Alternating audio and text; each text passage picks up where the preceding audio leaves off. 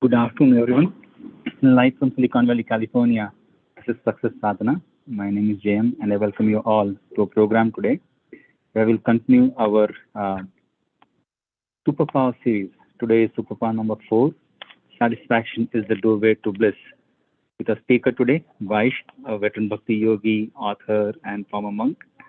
As you know, Vaish has been traveling to India for the last 2 months, but we are finally happy that he is back to continue to help us continue on this spiritual path. Welcome, Vaish. Welcome back, Vaish. Very happy to have you back today. Thank you so much, JM. I'm really happy to be back here. Sorry it took so long. Actually, I was in India for 2 months, not traveling to India. That would have been a long flight. But I've had many amazing experiences along the way. I look forward to hearing from all of you how you've been doing. Everyone okay? Please say yes. Okay. Yes. Yeah, so the Superpower series is, it sounds extraordinary, and it kind of is, because all of us have extraordinary powers, and it's easy to overlook them and to think our lives are mundane or banal or ordinary, and we may forget what we actually have. So taking a look into this is something that can be quite uplifting, to see who we are and what we have going for us, rather than just getting mixed into the ordinariness of our lives. And I think quite helpfully, there's information from those who have been very thoughtful about our existence, who we are, what we have, and so forth. And through contemplation in times that are a little more peaceful and where people have had time to practice themselves and come to higher states of consciousness, they've shared some of the practices so that we can follow in the footsteps and also attain sane states of consciousness. I was thinking recently about how we see the world and we organize our space depending on what our state of consciousness is. And it's the root of our satisfaction. That is the way we are inside.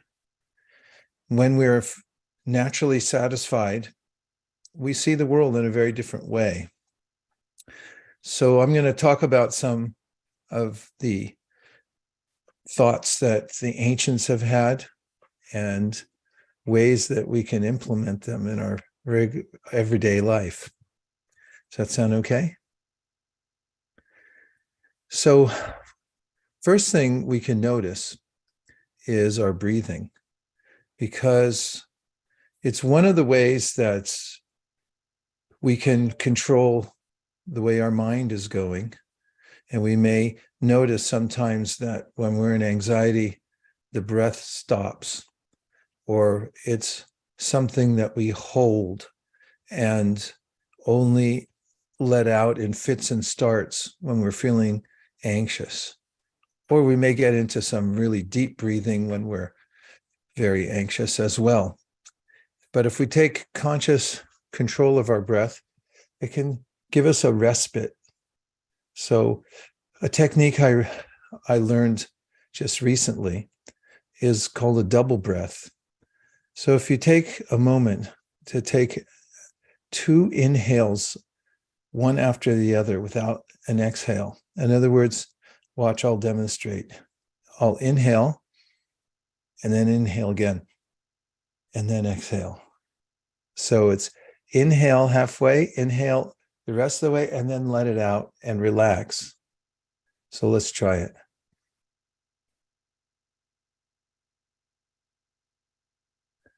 So it's 1, 2, 3, and relax. Just try it a couple times, not too many, or you'll hyperventilate. But it fills up your lungs when you do it twice. There. Nice, Charles. I could see that. 1, 2, and then out. And it just gives you a chance. You may notice when your mind's racing or when you feel dissatisfied, if you just take a moment to fill up your lungs, 1, 2, and then when you do that, remember that you're always okay in this moment. The mind thinks about what might happen in the future, and it's always wrong because it's a concoction. Besides, there really is no future. We're always in the present. And if you try this, just when you're feeling an anxiety or anxious, take a double breath, let it all out, and then think, am I okay right now? Right in this very moment, am I okay? The answer is always yes, because we're, as entities, we're always okay. It's only when we speculate about what might happen later, and there is nothing to happen later. It's all happening right now, in this very second. So breathe and bring yourself to this pinpoint, the present. And notice, I'm okay. Right now, I'm okay. In the future, might I be okay? Don't worry. Be okay right now and notice that you are. And you can get some satisfaction out of that. Just bring yourself back to the present. And as I've taught in previous sessions we've had, you can also invoke the mantra. So mantra is very powerful. The first mantra that I came across when I was in high school was the mantra Rama. I read about it in a book, and a person was teaching the different systems of yoga from antiquity and said, you can repeat these syllables, Rama, Rama. Rama in Sanskrit means transcendental happiness. That is happiness that's beyond contact with the material senses and their objects. And if you repeat the mantra will also bring you back into the present moment, and you'll realize that it resonates with you, who are not your body, but you're actually the entity that's illuminating the body. We're not sinew, we're not tendons, we're not muscle. We are also not the tissues that make up the brain. Also, we're something beyond that. We're what's animating that. So Rama brings us into that awareness that I'm beyond the body. I'm a resident in the body, but it's not me. So there's a lot more to that, but that's a basic understanding that the Bhagavad Gita, the Yoga Sutras give us to bring us back into the sense of immediate awareness that right now I'm okay. Right now I have enough. So I'm going to go into a few slides. So the reason I'm doing presenting these slides is so that we can talk about them. Is that fair enough with everybody? You can look at these, think of the ideas I'm putting forward, and then offer some thoughts back, and we'll have a discussion on them. Try to expand the topic. So let's take a look, JM, at the first slide.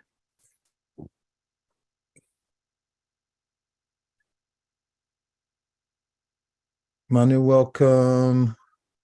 Manish, Charles, Marilia is here.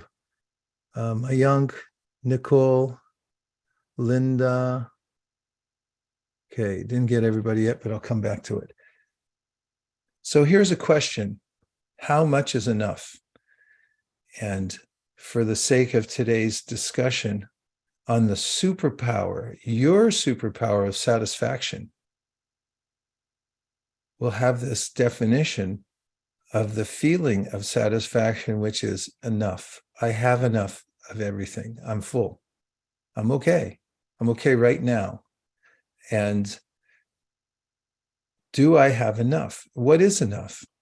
For instance, if we take money, Have you ever noticed that when you get money, there's a sense of anxiety that comes with it?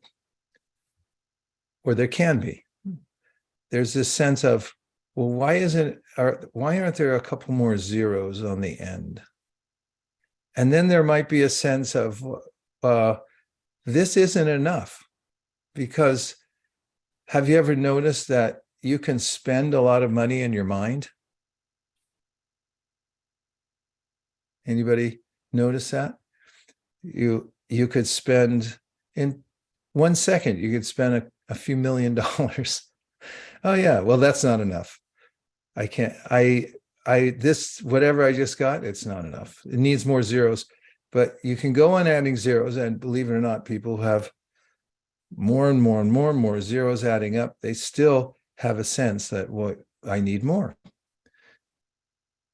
There's no end to that. So when do I come into a state of consciousness, a state of heart, where I say, it's enough. I have enough right now. I'm proposing, and it's coming from these wisdom literatures, that this is our superpower. And we can achieve that because we do have enough.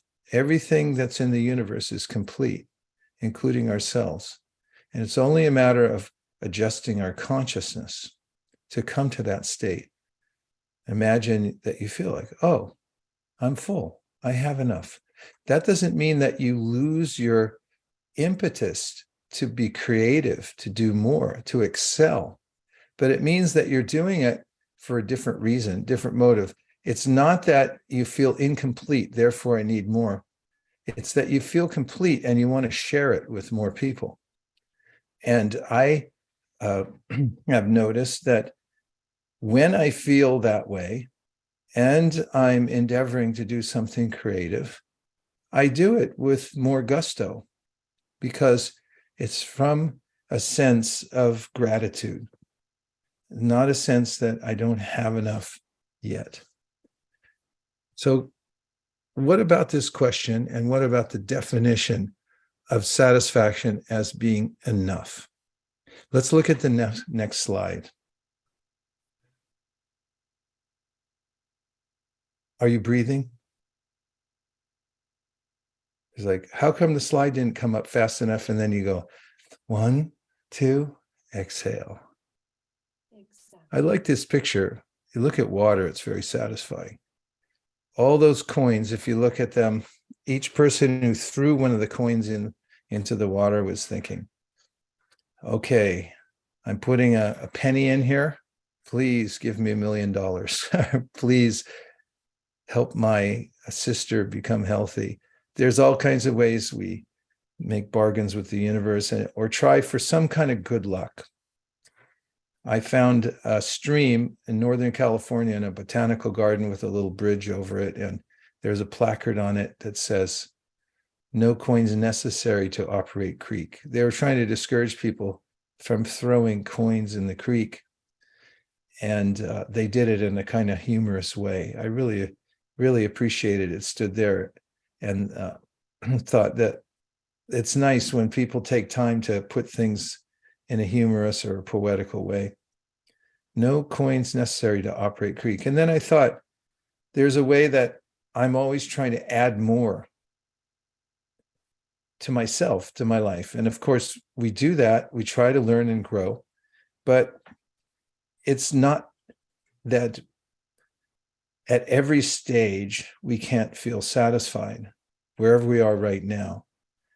And what we are, and this is the point of this sign and the way I'm expressing it, that what we are is enough. The creek goes on. You don't have to throw in a coin to make it work. Our lives go on in an ordered way as well. We were given a free gift of the body. The body we have now, it's a free gift. It came to us but as a gift of nature. And we get to use it for a little while, who knows how long, but it's going on. Yes, we have to maintain it, but the the condition, our existential condition is perfectly fine. It all works when we live in harmony with the laws of nature, and also when we have a higher sense of who we are beyond just the body. Okay, let's keep going a little bit more, because I'm sounding very kind of philosophical right now, maybe a little ethereal. And here's something that, if we spend time in nature, on my way home from India, I spent a little time in Japan. I have a friend who moved out of Tokyo recently and went to Shiba. It's only an hour away, but when you get out into the countryside in Japan, and this is not a picture of Japan, by the way, it's just a picture of balance. There's residential mixed with agricultural, and people are avid gardeners and farmers in the village where my friend lives. And there are many villages like that in Japan. And my friend, who is in IT, but then during the pandemic realized that he could live anywhere and still work, went out further into the country and bought this property that has several acres of farming area, and he has a couple of greenhouses on it. And sometimes now when he's working, he sits out there with his laptop open and is out there in the field. And he takes time to garden and grow things. And when I stopped over there, my wife and I were there for a while, and we were just noticing, when you're close to the earth, you notice how things work quite well by themselves. If you just have some dirt and you put a few seeds in it and some water, and take a little time to watch over it, make sure nothing attacks your seeds, then plants grow, and there's abundance of food in different colors and so forth. And there's rain that comes from the sky that is supposedly free of charge. And there's a natural way in which the universe works. Up in the redwood forests, I noticed in Mendocino on some hikes how the trees fall and then they decompose and they become fodder for other kinds of life. Everything works together in a harmonious system. And taking notice of the way that the world's working in harmony and noticing that there's a higher force in the world brings us to this sense that our bodies are like that also. They just need a little bit of encouragement to be healthy, and no extreme practices or habits that will diminish our health and so forth. And we can live a fairly balanced existence. So there's balance in nature, and there's subtle laws also. Now, everyone's heard of karma, and this is something that is mentioned quite a bit in the ancient wisdom literatures, that there are subtle laws also. Just as we see, you plant a seed, a tree grows, produces more fruit. So similarly, when we do the right thing, we live a healthy life. And we also, as I say, do the right thing, live more towards service rather than trying to simply accumulate. Then there's a way in which we live in abundance. And everything balances out in this world, ultimately. This is the verdict of the Bhagavad Gita, for instance, that if you do something that is harmful to others, then there's also a way in which that we get to feel the same thing ourselves. A friend of mine likes to say, if you take credit for things you didn't do, later on, don't be surprised by the law of karma that you'll get blamed for something you didn't do also. And then that can bring one step by step to this feeling like, why don't I just be real? Don't try to take credit for something you didn't do. Try to be yourself. Yourself's enough. Who you are, beyond just the changing body, as a spiritual being that never diminishes, it's okay. It's enough. And the world's enough also. Everything works out. And especially if you're careful about the way you interact with nature, you interact with other people, and the way you interact with your own body and your own mind. You can live a life that is completely satisfactory. You feel satisfied. Let's look at that same slide again, JM. I'm just pontificating on these points. If any of it resonates with you in any way, you please raise your hand or put something in the chat. Well, Marilia's already commented a couple times. JM? Yeah. I'll just quickly read it out. She did mention that when we feel peace in our soul, it is in us. And this photo, which is on the slide, was so calming and beautiful. Thank you. Thank you, Marilia. That we feel peace in the soul. Yeah. And this is a point I'm coming to, is what we are is enough. Who we are is something that's amazing.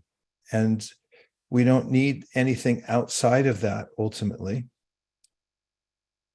And also, the sense of calm that we get when we notice that everything's in order. Have any of you noticed the way that nature, for instance, is self-sustaining? Or in other words, when it's not, when we don't violate the laws of nature drastically, or even when we do, it has a tendency to bounce back over time and come back into the status quo. Could I make a comment of what this photo does for me? Yes, please go ahead. Who's speaking? Marilia. Oh, hi, Marilia. Hi. Long time no talk. Long time. I've missed you. Thank you. Ditto. Thank you. So what this photo does for me is looking at the water. It's refreshing and a feeling of renewed life. Looking at the green, it's very calming and peaceful. Looking at the rocks, the one on the right looks like a hand with the thumb up in the air. The one on the left looks like an arrow, for like a warrior. And then the one in the middle looks like a seashell. Yeah, kind of looks like a seahorse to me too.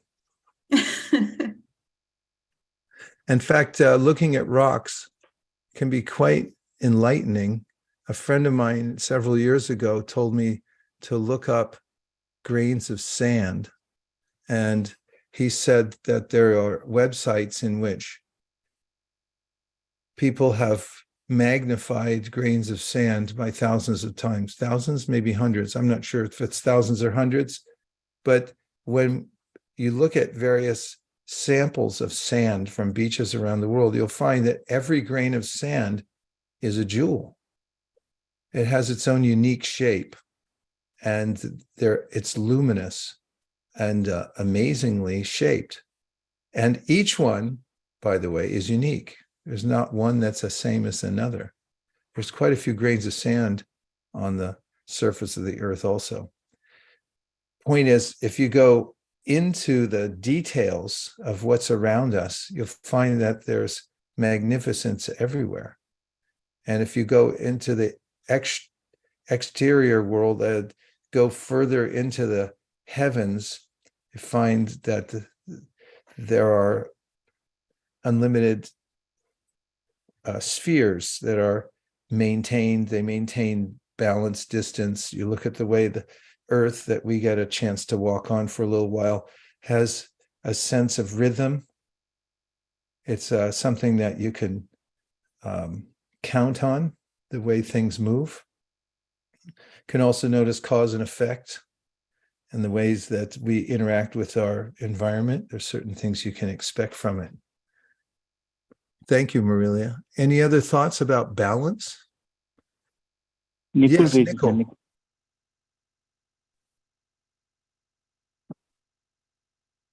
Go ahead, JM, you monitor.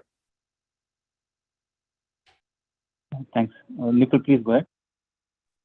Yeah, I wanted to share the point you mentioned in the beginning that, whenever you are in stress, you just ask the question whether, I'm okay at this moment. And that is magical because I just experienced that, we are going through a lot of work related priorities and stress, and the mind goes into speculating things. And when I focused on the point you mentioned, it's like magical, it changes the things from 0 to 1.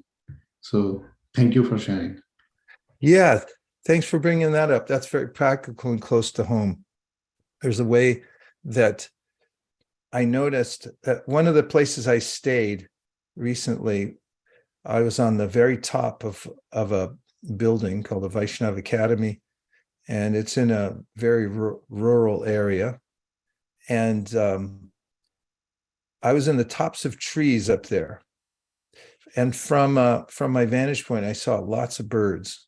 There was an eagle, had a nest, and there were lots of parrots and other kinds of birds. And I was just observing them and noticing that they had a life of their own. And it wasn't that there was no Home Depot, but they all had their little homes up there in the trees. Eagle had a big one, and little finches had tiny little ones that were lined with their own feathers and so forth. And everyone was doing okay without any currency exchange or anything like that. No credit cards, bank balance. Everybody has some natural resource that's given according to their needs. Hey, Charles, good to see you. Likewise, I similarly missed you, Vaishnav Prabhu. Good to see you. Thank you. If we're still on the balance point, I just wanted to add, I guess the photo resonated with me as well. It had me thinking of sort of the importance of having a strong base and foundation. You see as, the rocks, I guess it got higher and you saw each one kind of balanced on top of the other. So it kind of made me think of in our own lives, having the right foundation, spiritual practice, getting enough sleep, hydrating, exercise. All of these are important as we kind of look to, add additional things and our lives get more complex. It's important to have the right foundation. That's such a great and practical point, Charles. Thank you. And you mentioned spiritual practice. There's a way that getting in touch with this sense of I'm okay right now in the moment because I'm not my body, and I can notice that the world's moving and I'm always the witness. That as we move out from that position and we get, as you said, into the complexities of life, we have that to stand on, and we don't become tipped over, tangled up in the complexities and the anxieties that can come from thinking that I'm being consumed by all this or I can't handle it.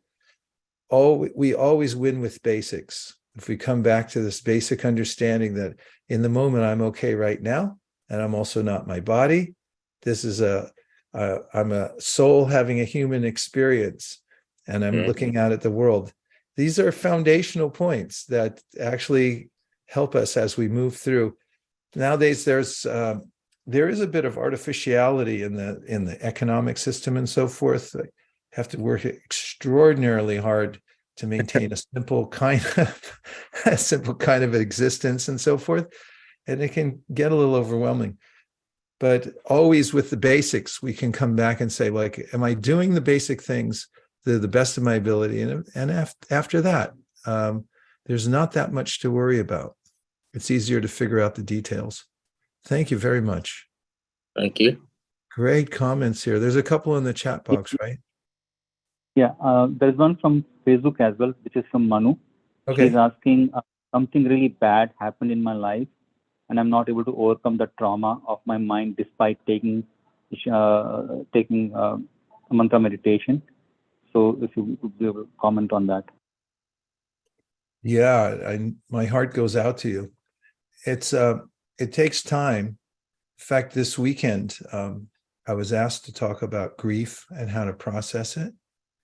And of course, there is a grieving process, and there are ways in which we'll definitely go through various reversals of fortune in our life, losing loved ones or being abused by someone who comes out of nowhere, or so many things. Various categories of ways that we can be disturbed. And the principles are always sound, that ultimately we are okay. But just like when you cut yourself, it takes time to heal. You have to make sure that it doesn't get infected and get worse. So you cut yourself, and then you put some antiseptic, and then you put a bandage if necessary. And then you have to wait and make sure that you don't re-injure it. So in a similar way, when our psychic body is also injured, we call it traumatized, then we also have to take measures to center ourselves, all the things we're talking about now, to have a spiritual practice. After all, when we deal with these various situations we come into in life, we have to rise to a higher perspective in order to deal with them. And I'll give you a simple example. You may have heard me say this before, but I think it's relatable. If somebody, like a friend of yours, their car is hit and they really like that car, and they're a little shaken, but they're mostly disturbed that now my pristine car is now damaged. Have you ever had that happen? I mean, it's almost inevitable. If you have a car, sometime or other, it's going to get hit one way or another. And what's one thing that you might tell a friend in commiseration? It's like, well, it's just a car. You can get another one. Lucky it didn't hit you, or you weren't injured. As long as you're okay, then it was just the car. And that's philosophy. You're philosophizing. You're going to a higher perspective. You could say, "Oh yeah, you're finished. Your car's wrecked. You might as well give up." That's what the mind takes, this sense of suffering, which means to hold on to the situation. Suffering actually has this etymological context that I'm holding on to it, and I'm revisiting it. Resentment also means like I'm resending the image again and again into my mind. It's like, oh, why'd that guy violate me? And I'm so these philosophical ideas, like helping to rise above the idea that I'm injured. We're always okay, actually. We're passing through. We've been through various things together, right? Like a pandemic started. We all felt like, okay, nothing's ever going to be normal again. Of course, nothing ever is exactly normal in this world because it's always changing. We can't, but it's our expectation that it'll stay the same that actually bends us out of shape. Because like, why isn't it still the way it was? Because nothing ever is except us. We're the center. So it takes time to heal. You have to have a sense that if I attend to myself over time, by nature, I will heal the trauma. So main thing is to take good care of yourself spiritually and mentally and materially, and then give it time, to come, because time and mercy can heal all things ultimately. JM, anything? Thank you. Yes. Yeah. Fali on chat said, the rocks of all different shape and size is a reminder that despite the differences, they balance each other and fit together. Ooh, nice one.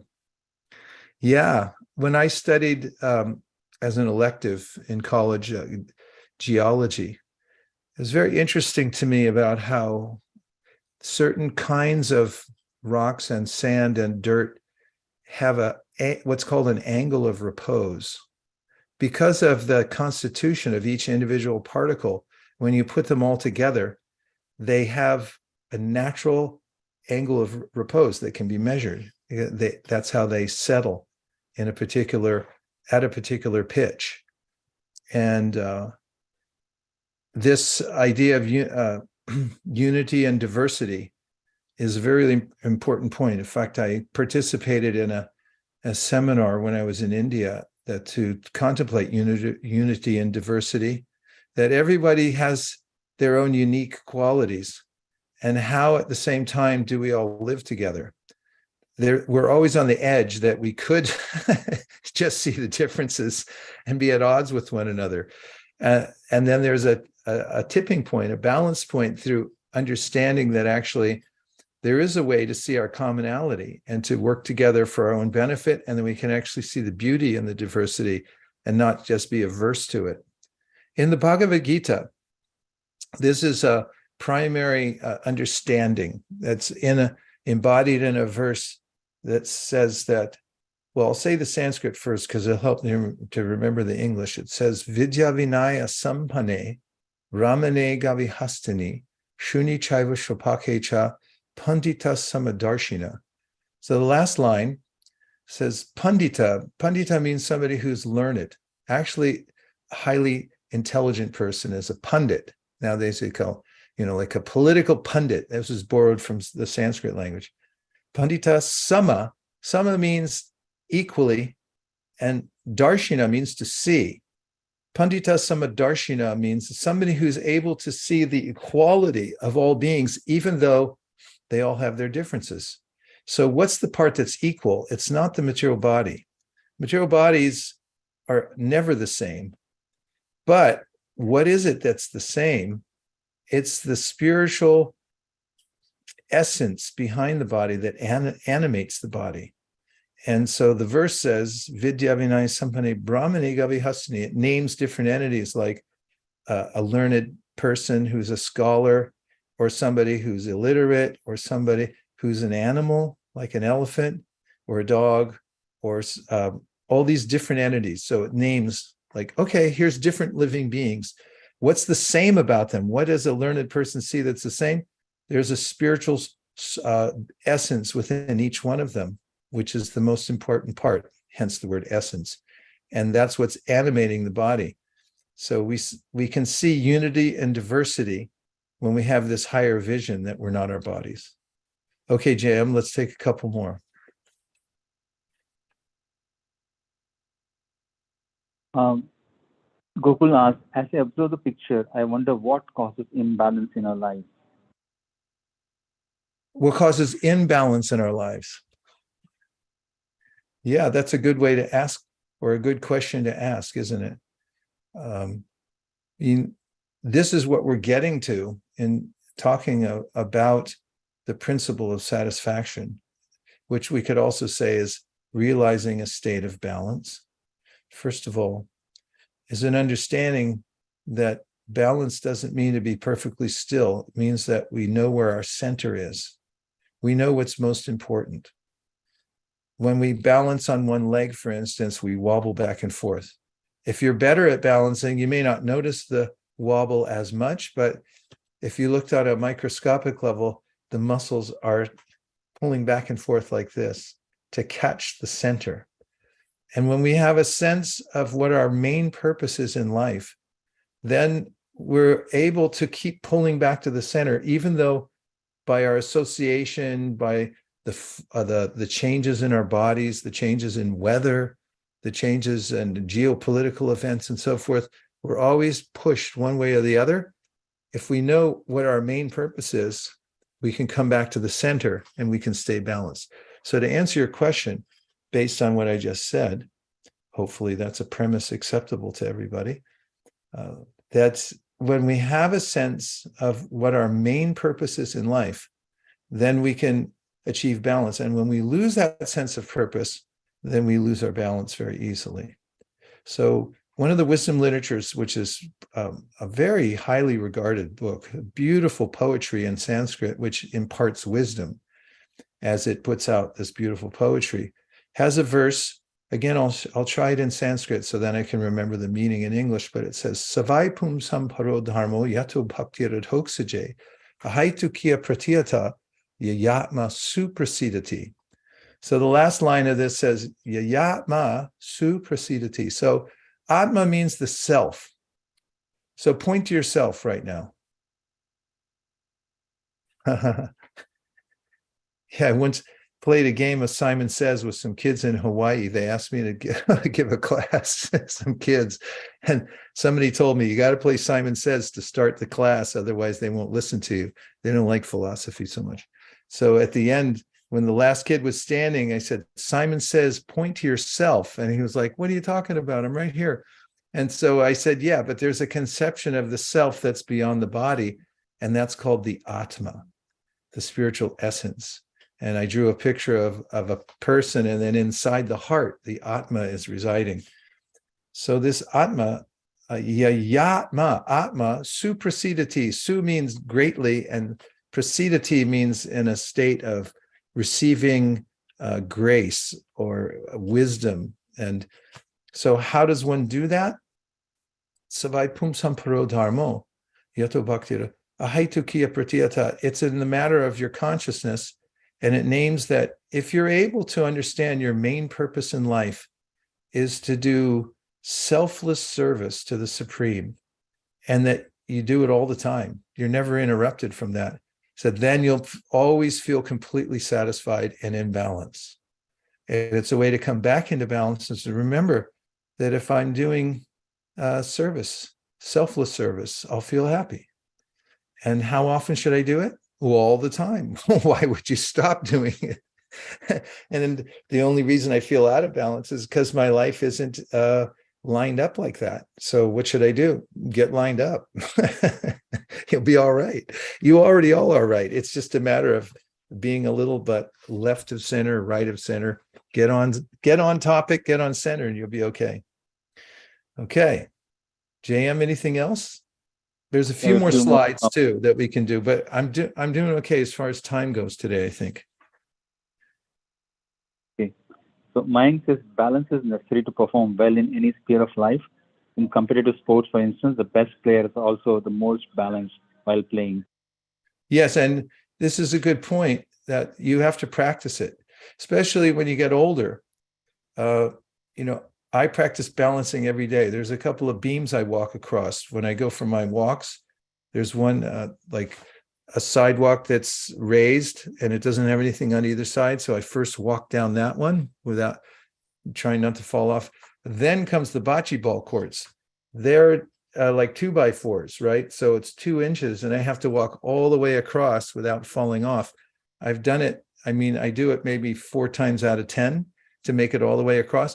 But it's in the effort that, okay, today I'm going to get up for it takes a lot of mental energy. And I noticed when I'm trying to balance and walk all the way across the bocce ball beam that I have to breathe properly. And I have to notice that my posture is okay. And I have to keep my feet moving. There's a lot in balance. And so as Mayank, is that you, Mayank, pointed out? Yeah, sports players, they have to be very balanced. So they don't just get like that automatically. People practice balancing and so forth. There are many yoga asanas where you have to practice balancing and so forth. So balance, just like satisfaction, takes practice. So make sure that you're trying to balance and put yourself in situations where you can test your balance, and that's how you get good at it. Okay, a couple more, then back to the slides. You choose. JM.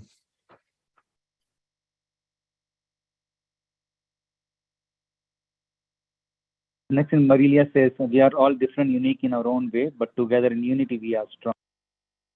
God, such a great point. There's strength in numbers. It's one of the reasons we have these kinds of gatherings like this. When we hear from everyone or from others, and we find out we're all going through this human experience together, and we get encouragement from the ways that everyone's dealing with the circumstances of their lives. Yeah, we get so much strength. Nice point. And Linda says, 2 things define you: your patience when you have nothing, your attitude when you have everything. Said by good human Ken Reeves. Yeah, and you can't fake it. You can notice that especially when you're in a trying circumstances, that's when it comes out. Like, okay, this is your baseline. This is where you're working from. And there are things like patience that that's something you're either in the state of consciousness where you can tolerate things and be patient, or you're not. And the kind of challenges that we get, or I should just say, the challenges that we get in our lives are opportunities to test ourselves and see, how patient am I? How evolved am I to be able to deal with this? And that includes when you have everything, as Keanu Reeves has said here. It's, do I stay sane? Am I able to handle having bequeathed to me or entrusted in me a high level of energy in the form of wealth or power? It's generally the case. There's a philosopher named Michel. Michel said that people generally, humans, when they get power, they tend to want to hold on to it. And that becomes their main purpose. Their main purpose in the beginning is just to do something good to help others. They volunteer for something. And then they realize, wow, I've been entrusted with power. Then they just try to hold on to the power. And that becomes their main focus. So as he's saying in this very wise statement, your attitude when you have everything is tested. And that's what defines you. So that's also in the Bhagavad Gita, that it's in loss and gain that we should be steady. And there's a statement I like a lot that I sometimes say to myself: things are never as good as they seem or as bad as they seem.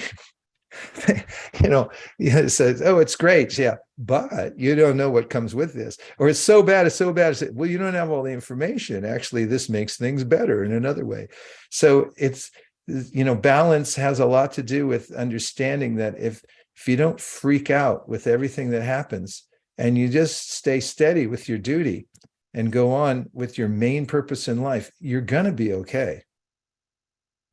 And you always are. Okay, back to a couple more slides. Thanks, everybody. Fantastic comments today, as usual.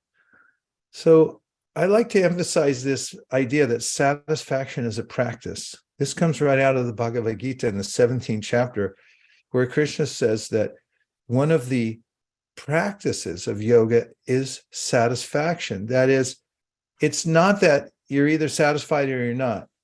If I get what I want, I'm satisfied. No. Satisfaction means to be satisfied in all circumstances. That requires a spiritual base.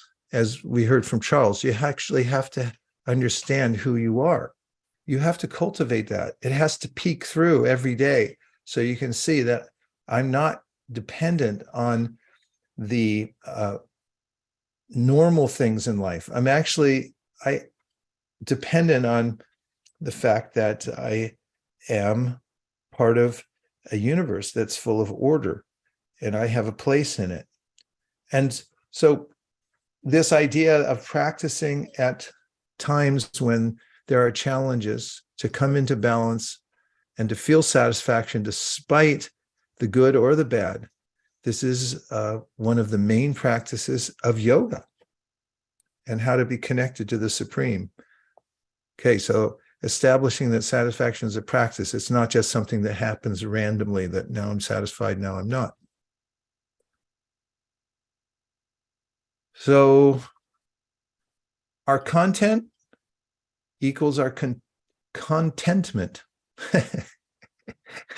So conveniently, the word content and content are the same.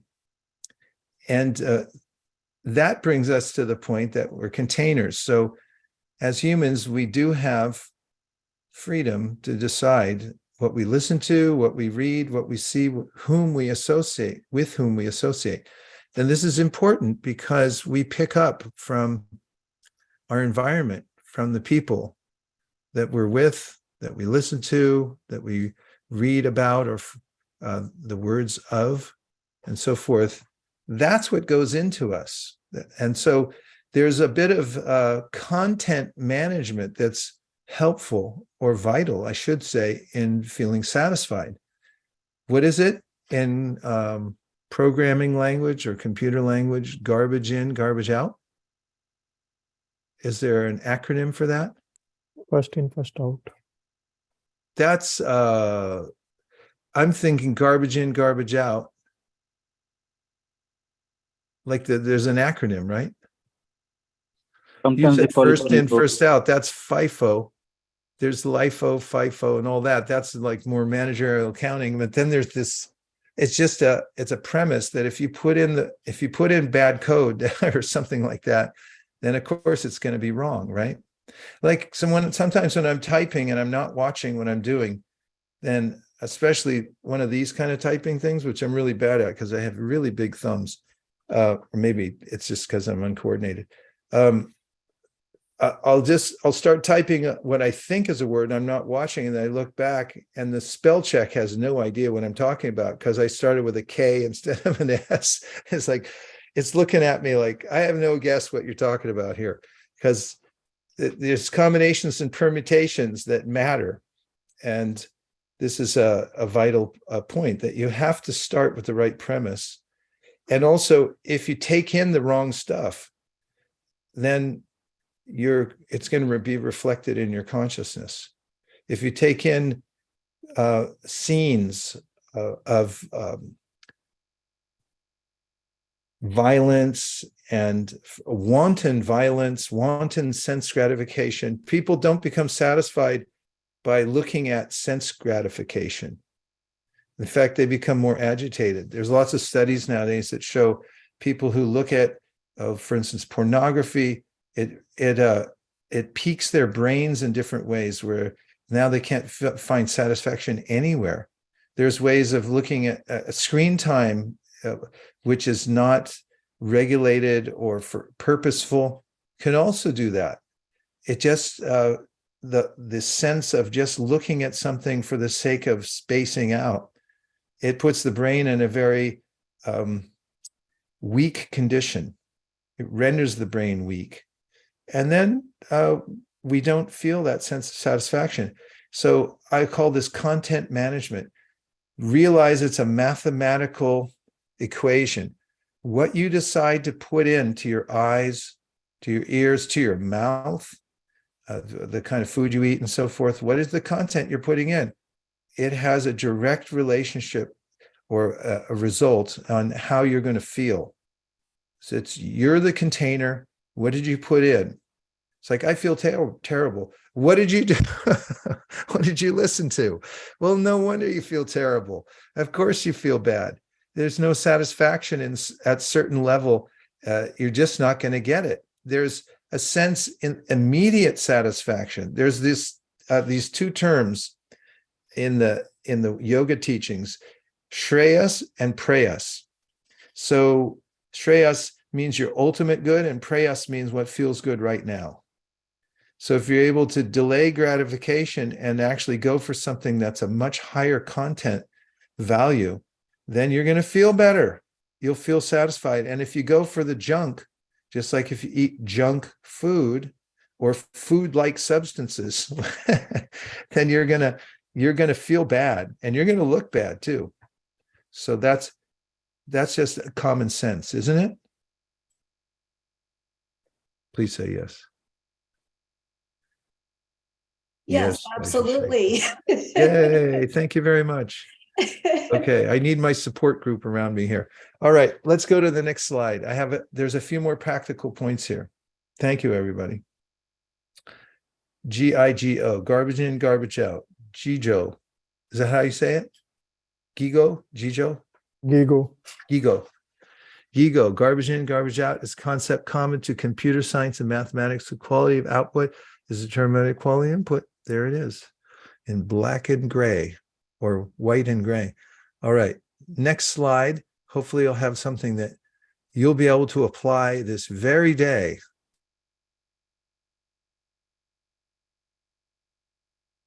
Everyone take the deep breath. And since we lost our host, I'm going to tell you what's on the next slide because I just happen to have it right here. Oh, good. I know. Okay, here we go. What's on the next slide, everybody, is satisfaction practices. Okay, So as far as satisfaction practices go, here's a few that I have listed. Are you ready? Ready. Yes. First one is focus on your actions, not on outcomes. That is, when you're working towards something that you're anxious to achieve, I mean, there's a way that you can feel out of balance and overwhelmed because it seems too big, it seems too far off. And there's also a voice of resistance in one's head that says, oh, you're not worthy of this. You can't do that. Who do you think you are? And so forth, on and on, blah, blah, blah, blah, blah. So a way to overcome that is just don't worry about the outcome. That's not up to us. What is up to us is the moment-to-moment focus on the action that we're doing. What am I doing right now? You can really feel satisfied in that am I focused on the next possible action that I can take right now, no matter how small it is. And then along with that are two concepts. One is selfless service, which I've mentioned several times, as opposed to reward-seeking work. Somebody put that in. It's a hyphenated word. Reward-seeking work versus selfless service. Put that in the chat box. Look, JM just made a comeback. And there it is. Do selfless service instead of reward-seeking work. This is one of the main premises of the Bhagavad Gita. And that is that when you do your work, do it for service rather than seeking the reward. That may sound counterintuitive, but we're never satisfied with the material reward that comes from something. As soon as we get it, it isn't enough. We want more. Can you do it again next time? What about next quarter? Are you going to hit the figures again next quarter? Stay in this mood of, I'm doing this for service for service. That's satisfaction. Let go of worrying about what is not in your control. Get that as a tattoo on your way home today. I can recommend a few tattoo parlors. Is that what they're called? Okay, focus on your circle of influence, not on your circle of concern. That's Stephen Covey. It works. Just notice, what can I do something about? If you can't, then don't put it into your work pile. Work on yourself instead of trying to change others. That's definitely a way to feel satisfied. You can't change others. You can only change yourself.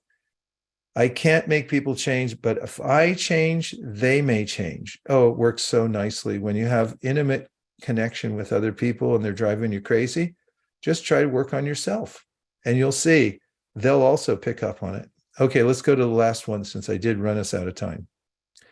Satisfaction practices. Here's some of the basic ones in the spiritual, very bedrock spiritual practices. Divert your mind away from sense gratification and pouring it towards hearing the wisdom literatures. This works so well.